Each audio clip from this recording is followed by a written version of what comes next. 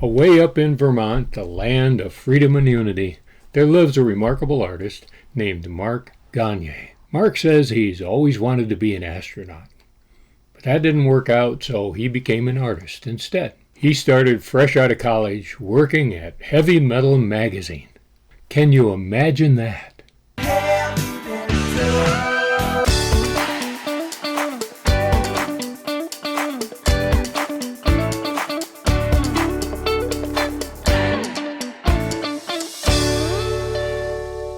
My favorite Mark Gonyea work is the Minimal Trek series of posters and postcards. Having been a Trekker since its premiere, I can definitely relate to each and every one of these little concepts. Fabulous work. I'm pretty sure I have some of those postcards stashed away here somewhere. Check out Mark's website to discover a stunning collection of artwork. In addition to his graphics work, he's also written some children's books, a perfect venue for his bold and colorful style. And he's created several series of cards, cards that inspire graphic design ideas, cards that are for coloring, cards that are for education. And that's how I first got to work with Mark, was kind of in a pre-press production sort of a role. And then along came his game called Wolf. I performed pretty much the same role on the Wolf project as I had before, but Mark was generous enough to allow me to contribute a set of rules for an alternate game that could be played with his Wolf cards. And since then, I've worked on a few other Mark Gonyea projects, and his work inspired some of my packaging design as well, as you see here. Anyhow, this video is about his game called TOPPA. Now, if you're watching this video the week of its debut, there is a Kickstarter campaign going right now that will allow you to back the TOPPA project. And of course, as a reward, you get a copy of the game fresh off the production line. You have just a few days to pledge your support, so get online pretty quick now. Now, Mark says that designing TOPPA was a fun project, as it should be. The game makes me think that the classic Stratego and Minesweeper kind of got together and had a child here, or maybe twins. Let me just give you a quick overview of the rules to the game TOPPA.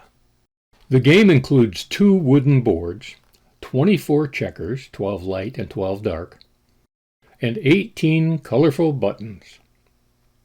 They're not really buttons, but they were really buttons in an early prototype. They have been replaced with chips. Each player receives 3 chips each of green, yellow, and red, plus one of the game boards. And in the first phase of the game, each player hides the 9 chips in the holes on their board. You can use the rule sheet as a screen between the players, so this process is easier to keep secret. You might want to remember where your chips are in the pattern. It'll be valuable knowledge as the game goes on. Then the chips get hidden under checkers. The leftover checkers should be left within reach of both players, and the players exchange boards. The objective is to discover where the 3 green chips have been hidden on the board that you have in your possession at the time you find them. And now the players take turns, lifting a checker to see what's under it and doing something based on what they find. If you discover a red chip, you must rotate the board you have 90 degrees. If a second red chip is revealed on this board, rotate the board 180 degrees, halfway around. If this is the third red chip revealed on the board, exchange boards with your opponent. Don't rotate it this time, just slide it over, and you now have your original board back again. If you have revealed a yellow chip, you place a checker on your opponent's board, whatever color checker is already on that board. This checker can cover an exposed chip, or it can be placed on top of another checker. This will require 2 checkers to be removed before the chip under them can be revealed. The strategy behind this will become evident the more you play the game. Now, if this is the second yellow chip revealed on that board, you can place 2 checkers on your opponent's board. Note that you can't end up with more than 3 checkers on any space. If this is the third yellow chip revealed, then two things will happen. First, reduce any stacks of checkers on your opponent's board to just one checker. Then, cover all the exposed red and green chips on their board with a checker. But don't cover any yellow chips. Then the other player's turn happens. Lift up a checker and respond to what's under it.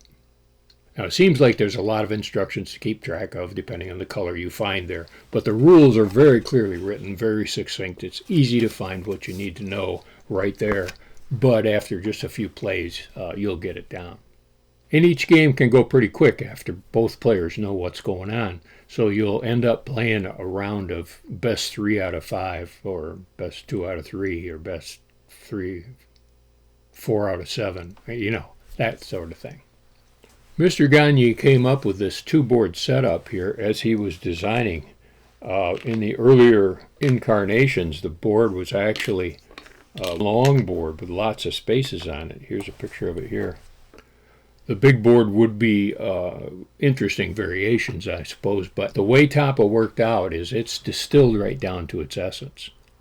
It's a mystery within a puzzle within a short list of semi-random events.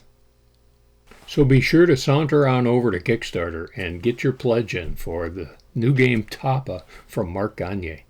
The link is all in the show notes, of course. You won't regret it, but you may regret it if you don't. I think that's how regret works. And whatever you play, be sure to play every day.